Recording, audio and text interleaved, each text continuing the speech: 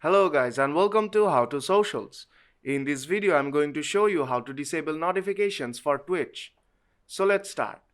First open the Twitch app. When the app is open, tap on your profile icon on top left corner. Then go to account settings. Now tap on notifications.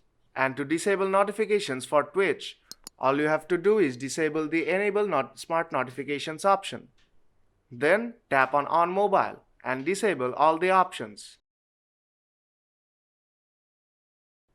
Then go back. Now tap on by email.